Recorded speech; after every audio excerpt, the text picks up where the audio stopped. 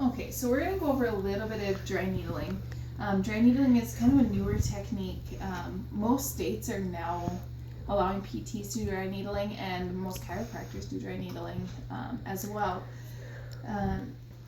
For dry needling, it's similar to acupuncture in that we use the same type of needle, a really fine, we don't have any hollow points or anything like that. So it's the same type of needle, a little bit different in the theory and the technique.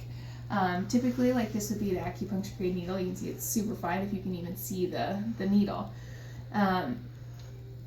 The difference between the acupuncture and this is that we're not going to follow any meridians, which I don't have a good knowledge of meridians, other than it's kind of an energy system that you're trying to connect the energy pathways of.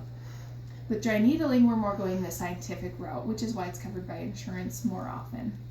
And we're actually going into the muscle versus going just below the dermal layers, and then manipulating the needles like acupuncture. So with dry needling, oftentimes we'll go into a trigger point. A trigger point is often a shortened knot in the muscle, basically causing your muscle to be in a shortened position. When we put a needle down directly into the middle of it, we'll create a neuromuscular response. The nerve will fire, the muscle will fire, we'll get a tightening, which is a little uncomfortable for the patient, but what will happen is that muscle will calm down and we'll actually gain length out of it. So then again, we can start that strengthening process from a lengthened position. That's just one of the theories behind it. The other one is that you're creating a tissue injury. So when I go in, it's like having a deep tissue massage. You're going in, you're bruising the tissue, you're bringing blood flow to the area. With a needle, we're going and making a very fine lesion, cutting through multiple muscle fibers and allowing your body to come and heal itself. So there are a couple of different ways we can go about it. One is that twitch response, where we get that tightening up and the resetting of the muscle. The other is to kind of go around the trigger point, which is a little less uncomfortable for your patient. And then the other is just going in the vicinity, maybe not palpating for those trigger points that are more uncomfortable, going around the area and allowing the body to kind of heal itself. Probably the way I see quickest results is getting that twitch response. However, not everybody's going to tolerate that. Okay, so there are varying lengths of needles based on how deep we want to go into the muscle. So if we're needling kind of into the neck or the upper trap, we typically don't go longer than an inch, 2 inches at most if it's maybe a larger person or maybe a little bit thicker muscle girth. You can kind of feel that out based on that person. If we're going maybe into the piriformis or deeper into the glutes, we'll use a 4, possibly a 5-inch needle. They do even make 7-inch needles. I just don't carry them. So you can kind of see the variance in length from my 1/2-inch needle all the way up to my 4-inch needle. Okay. We're going to start off by needling Rhonda's upper trap. I see a lot of neck issues and a lot of people with desk jobs.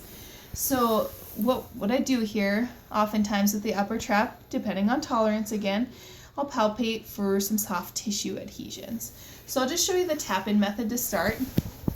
Okay, so because the needles are so fine, we have to use a tube to insert the needle. That's a guide tube. So I'll press the tube directly to her skin, do a little tap. That's the insertion of the needle. Okay, now we're going to go a little bit deeper into the muscle. So we'll insert per tolerance. Again, I can go a little bit slower depending on the tolerance. 1/2-inch needles don't go in very far, usually pretty comfortable for most patients. So while it's here, I can do a couple of different things. I can do a threading technique, which is in and out. And if I'm into a trigger point, it'll oftentimes create a twitch response, which you'll visually see. The other thing I can do is actually twist the needle. When I twist it, it's kind of like a screw home mechanism. You twist until that muscle responds. If you're not in a trigger point or any tissue that really needs to have that technique done or respond to it, you won't get any type of screw home. But if you are, you'll twist and it'll get tighter and tighter and tighter, and the patient will find it more uncomfortable until you can't physically twist it any further. You can leave it, let the muscle respond and calm down, remove it, and we actually get a very good response from the muscle after it. So I just pulled that one. We're going to go a little bit deeper, hopefully into one of our trigger points here so you can see a twitch. Okay. I So here we've got a trigger point. We're gonna go tap in again, remove the tube, we'll go a little bit deeper. Okay, so I just popped through a little bit of scar tissue. You can feel it as I'm going in. Okay,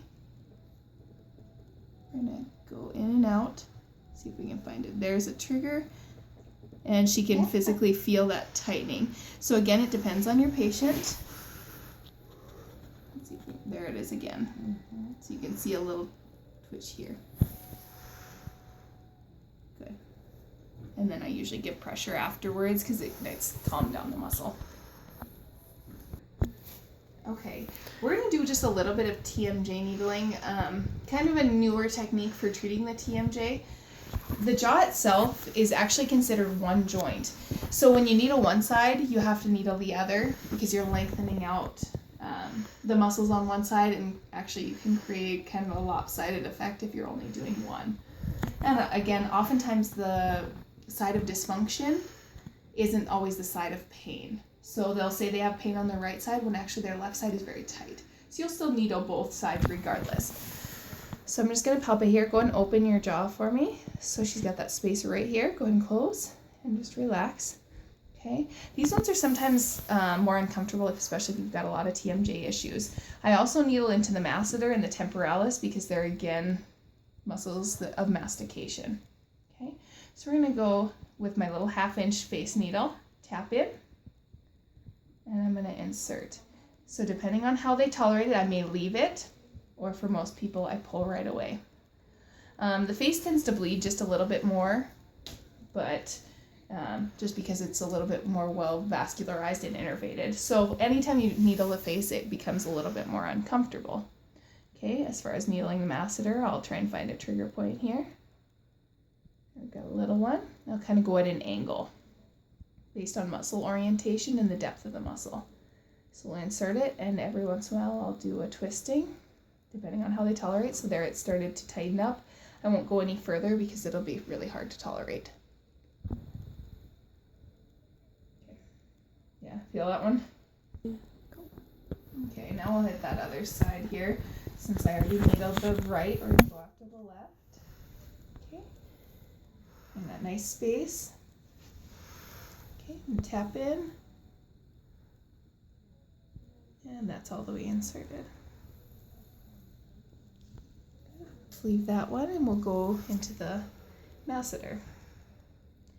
Oftentimes when I'm treating the TMJ as well, there's a postural component, and the cervical spine really needs to be looked at as well as just the jaw. It's just not a one location deal. We oftentimes need to look through like the sternocleidomastoid, the scalenes, the upper traps, the levators, to make sure they aren't compounding the jaw issue. So just remove those, give it a little rub. Perfect.